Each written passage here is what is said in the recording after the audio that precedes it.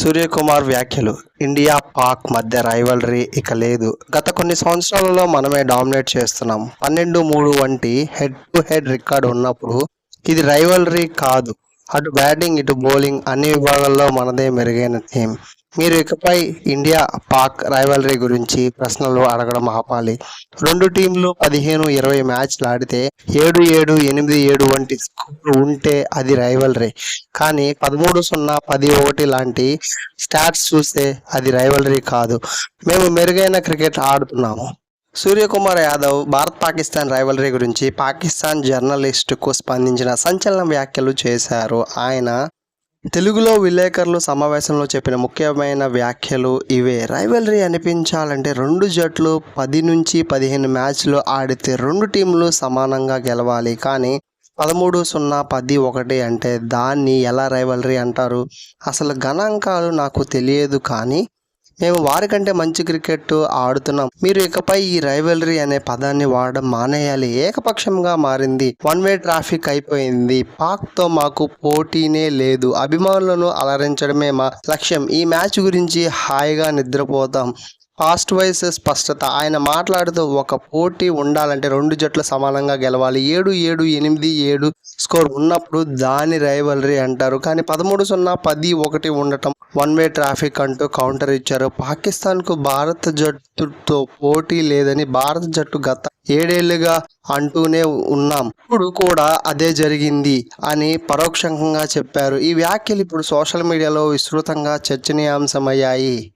India versus Pakistan Asia cup 2025 super 4 మ్యాచ్ను India విజయవంతంగా గెలిచింది. దీనిపై సూర్యకుమార్ యాదవ్ ఘన వ్యాఖ్యలు చేశారు. ఇండియా అద్భుత బ్యాటింగ్, బౌలింగ్తో పాకిస్తాన్ విభవంగా ఓడించింది.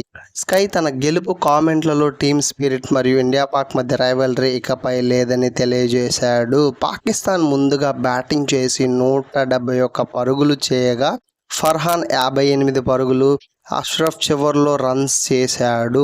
ఇండియా బౌలింగ్లో శివం దుబే 2 వికెట్లు తీశాడు. కుల్దీప్ యాదవ్, హార్దిక్ పాండ్యా ఒక్కొక్క వికెట్ తీసుకున్నారు. ఫీల్డింగ్లో 3 క్యాచ్లు డ్రాప్ అయిన ఇద్దరు బౌలర్లు మధ్య భాగంలో పాక్ను కట్టడి చేశారు. ఇండియా చేజ్లో అభిషేక్ శర్మ 74 పరుగులు 39 బంతుల్లో చేశాడు. శుభ్మన్ గిల్ 47 పరుగులు. ఓపెనింగ్ పార్ట్నర్షిప్తో 10 ఓవర్లలో 105 పరుగులు చేశారు. చివరికి తిలక్ వర్మ ఫినిషింగ్ టచ్ ఇచ్చారు. India versus Pakistan Asia cup 2025 super 4 మ్యాచ్లో భారత్ పాక్ను 6 వికెట్ల తేడాతో ఓడించింది. 20 ఓవర్లలో 5 వికెట్లకు 171 పరుగులు.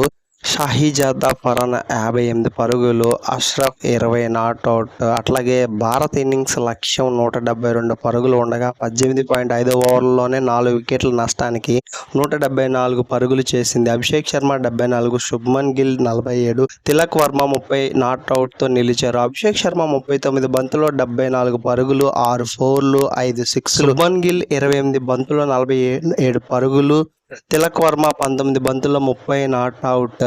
భారత్ ఓపెనర్లు అభిషేక్ శర్మ, శుభ్మన్ గిల్ కలిసి మొదటి వికెట్కి 105 పరుగులు భాగస్వామ్యం అందించారు. పాకిస్తాన్ బౌలర్లు వికెట్లు తీయడంలో కాస్త నిరాశపరిచారు. Man of the match Abhishek Sharma. Bharat ఈ విజయంతో సూపర్ 4లో పరాజయం లేకుండా ఉంది.